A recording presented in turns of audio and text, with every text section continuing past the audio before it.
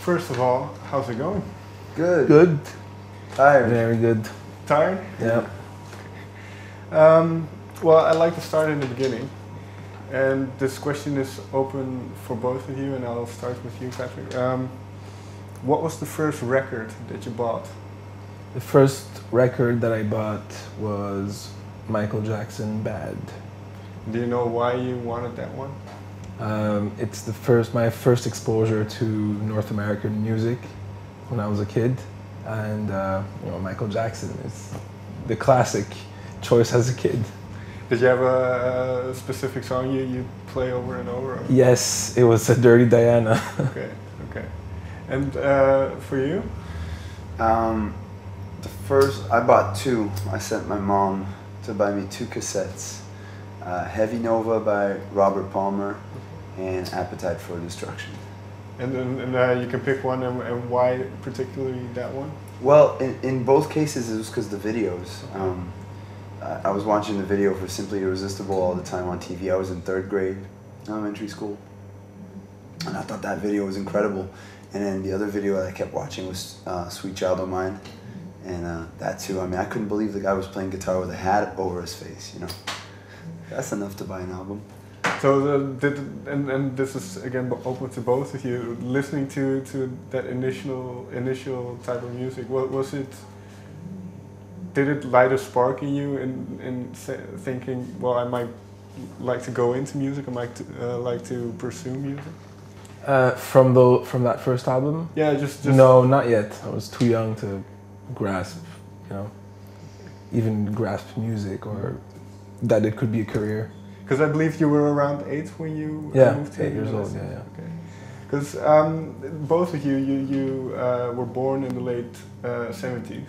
Yeah. And your music features a lot of 80s elements. So how aware of this were you at that time? No, we're too young, so everything funk and soul. Anyways, our parents weren't listening to that, so we discovered it later. Our first exposure to funk was like Warren G. Regulate, and then it sort of. Then we started listening to the originals, but it was retroactive, and I think that's why that music always felt fresh to us, is because we didn't consider it as retro music from the 70s. We just consider it as music from the future because we had never heard anything like that, So if you hear something like James Brown, where a guy's like just screaming over these really groovy drums, if you don't have a context for it, it just sounds incredible. Like it doesn't sound like it came from this planet in a weird way, And same with Funkadelic and Parliament and Zap, More Bounce to the Ounce, and we discovered those records together when we were 15, 16. Yeah. So it's not like it was ever like memories or nostalgia for us. It was now. Yeah, and I never even lived through Thriller, Michael Jackson, which most people did. So funk was by Michael Jackson Bad, the funk was gone. It was. well, with it sounding fresh, then now that you after you discovered it and delved into it, and going on to now, does it still feel fresh? Yeah, I mean, because we're always discovering new things, and it feels. We never listen to it with a sense of nostalgia because we haven't lived through that era ever. So when you listen to it, it just feels like the record I just put on. It doesn't conjure up any memories for us. So let's say we dig up a weird Earth, Wind and Fire record that we haven't listened to before. We put it on, we listen to it, it's like, all right, it's the new Earth, Wind and Fire record, even though it's from 1978, because we've never heard it. And it's not like I'd be like, I can't say, oh my God, my uncle used to play this at the barbecue. Yeah. Like There's no good or bad memories associated to it. So it's just new for us, so we listen to it, and we groove to it normally. And then the upside is as well as you have all these other influences from the modern era as exactly. well. So that's just, it all sort of coexists, And it's a little bit like on Tumblr, right? Like you don't give any context on Tumblr. You might have like a picture of Yves Saint Laurent from the 70s, and then after that you might have Cameron, and you might have like this chair, and there's no context for it, so everything is just coexisting together. Well, you just mentioned the word nostalgia, and there was something in the bio that I noticed where you describe today's society as post-nostalgia, as a post-nostalgic era. Yeah, that's what I mean. Okay, well, is that what you just mentioned? Mm-hmm. The way people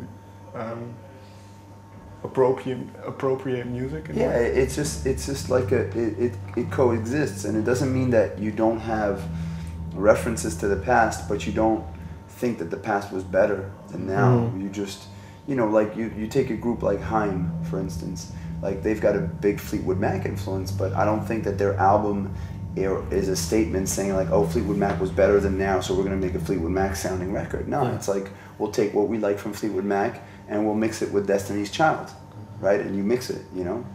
It's just, you know, it's just an objective set of references that you use as tools and as a musical vocabulary to put together. Yeah, you just assemble it. Yeah. So the expansion of the digital age was a huge motivator for this. Yeah, except that we did it on vinyl when we were kids, but we took the roundabout way to do it, you know. But yeah, now digitally, you know, I mean, everything's there. Was that on purpose? No, we were 15 years old. It was 1996. There was just no internet. No, but in terms of, do you still prefer to listen to vinyl?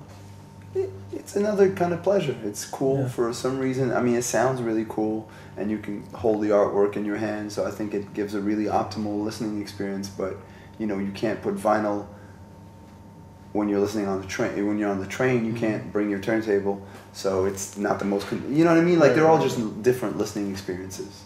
I don't think one is better than the other.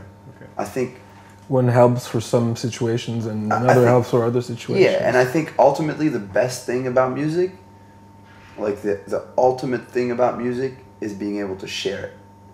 And so files are the most shareable format, so then files are the better format, really, objectively, because sharing trumps everything else. The real progress we've made is being able to share music like this. Okay, well, going back to when you were 15 and just starting to make music together, what was the ambition at that point? Zero, just to be cool kids in high school. Be the coolest kids in the high school. And then I believe it was more hip-hop orientated, is this fair? Funk and hip-hop, yeah. And then later we started just making beats, we put down the instruments and we were just sampling. Yeah. And when did the point come then when you did think of it as something you'd pursue professionally? A year ago? Really? For me? Yeah, 2 years ago? Starting on this album. Yeah. Okay. White Women. Because I was teaching. Well, but I know you had a PhD. I mean, it was always professional, but like as a main vocation, I guess, a couple of years ago, yeah. Was there a certain moment where you knew that or realized, or was it more of in your case, a choice? Yeah, it's a choice. I mean, and it gets really grueling to do two things, and I guess like we felt like we needed to put more time into the new album than in our previous efforts, because it's as you go along, it's harder to improve and to challenge yourself. And our challenge this time around was to spend more time on everything. Well, that was going to be my next question, because you took around 4 years in the making this album. Well, we took too long. 2 years of touring and then a year and a half of recording. Another 6 months of setup, and now we are 2 years away. Yeah. And the songs then would be written on tour? No, during those 2 years of touring, we were just like touring the last album, you know. So we kind of started after that. What was the mind space then coming off tour? Let's get in the studio. Yeah, kind of trying to push ourselves and be more ambitious.